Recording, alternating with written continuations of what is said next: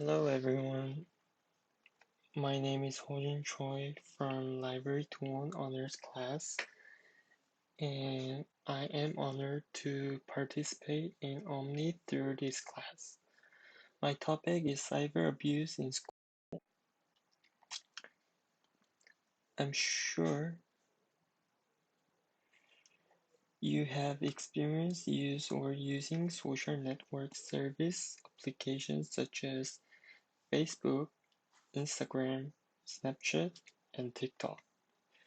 Advances in technology have allowed us to enjoy more fun and efficient technologies, but many people, especially students, are suffering from the side effects of the technology, which is cyber abuse. Then, what is cyber abuse? There are many kinds of cyber abuse, such as harassment, stalking, trolling, doxing.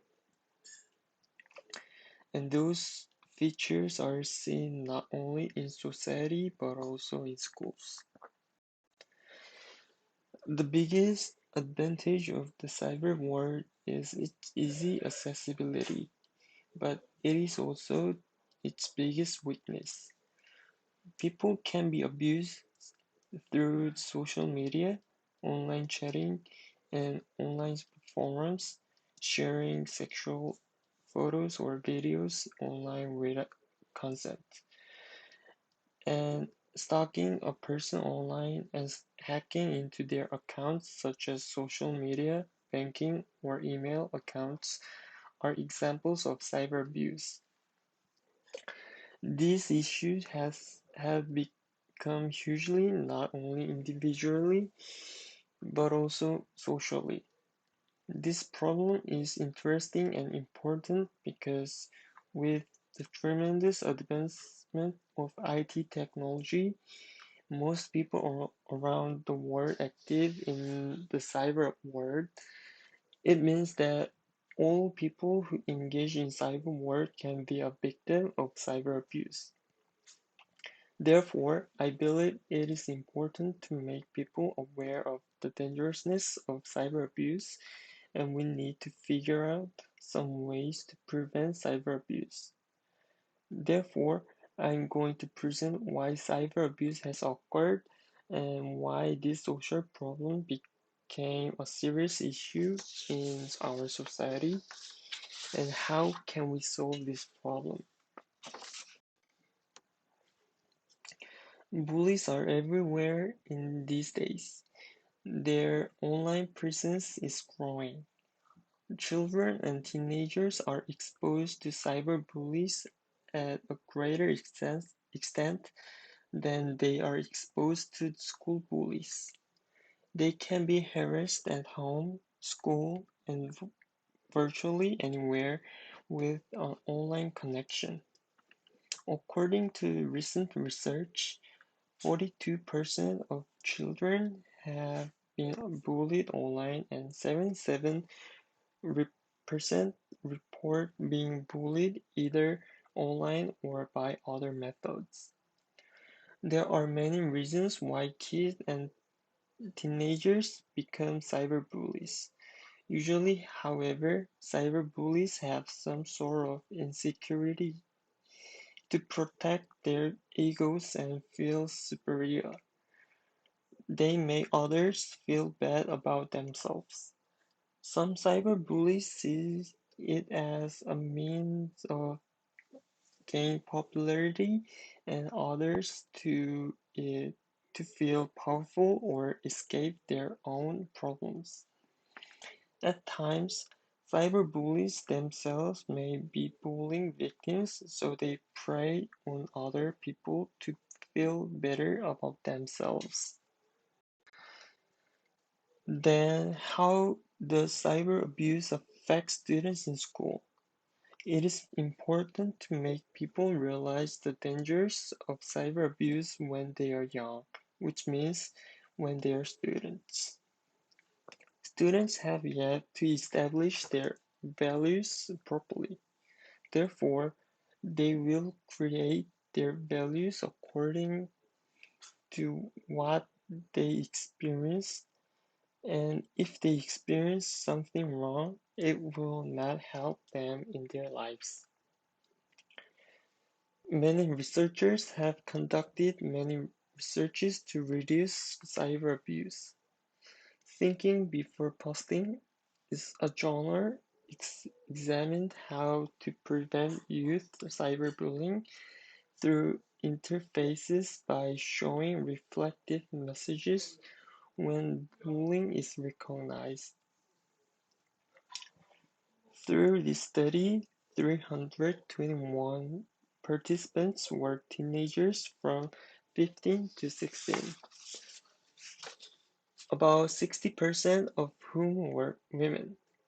After the participants were exposed to reflective message, they seemed to recognize and stop cyber abuse, but soon the researchers found that it was just a delay.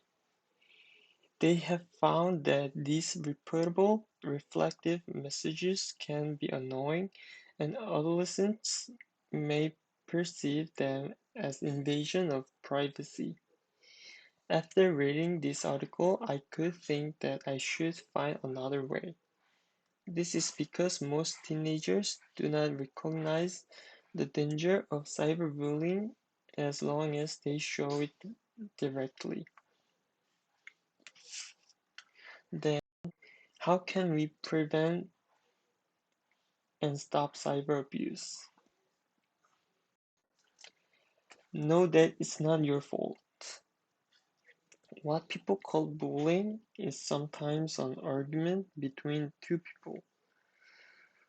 But if someone is repeatedly cruel to you, that's bullying and you must not blame on yourself. No one deserves to be treated cruelly. Don't respond or retaliate. Sometimes a reaction is exactly what aggressors are looking for because they think it gives them power over you, and you don't want to empower a bully.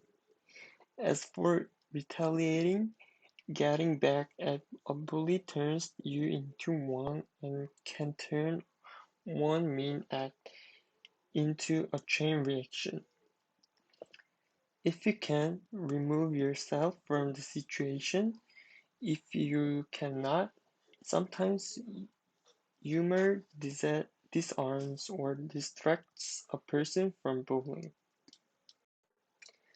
Save the evidence. The only good news about bullying online or phones is that it can usually be captured, saved, and shown to someone who can help. You can save the evidence in case things escalate. Tell the person to stop. This is completely up to you. You don't do it if you don't want feel totally comfortable doing it.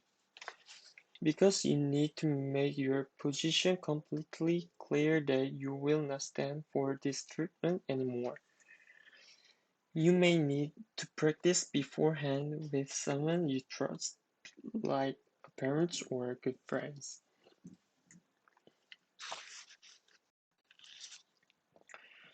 Reach out for help, especially if the behavior's really getting to you. You deserve backup. See if there's someone who can listen, help you process what's going on and working through it. A friend, relative, or maybe an adult you trust. Use available tech tools. Most social media apps and services allow you to block the person. Whether the harassment's in an app texting, comments, or tagged photos, do yourself a favor and block the person. You can also report the problem to, to the service. The probably one will not end it, but you don't need the harassment in your face and you will be less tempted to respond. If you're getting threats of physical harm, you should call your local police or consider reporting it to school authorities.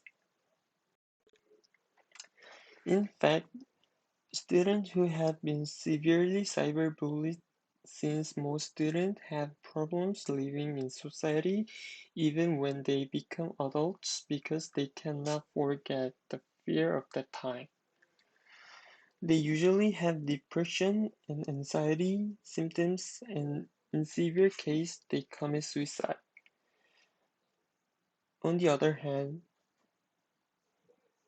perpetrators who have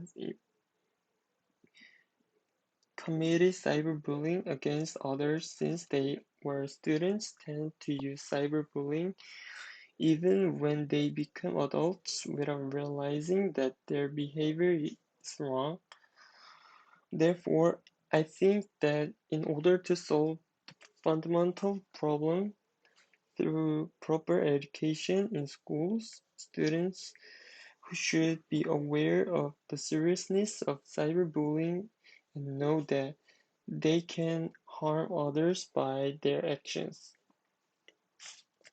The advancement of technology has allowed us to enjoy more fun and efficient technologies, but as a side effect of development, not only adults but also students are suffering. If we do not solve this social problem, I think not only school life but also social stability can be at risk when they become adults. Here are my references and thank you for listening my presentation.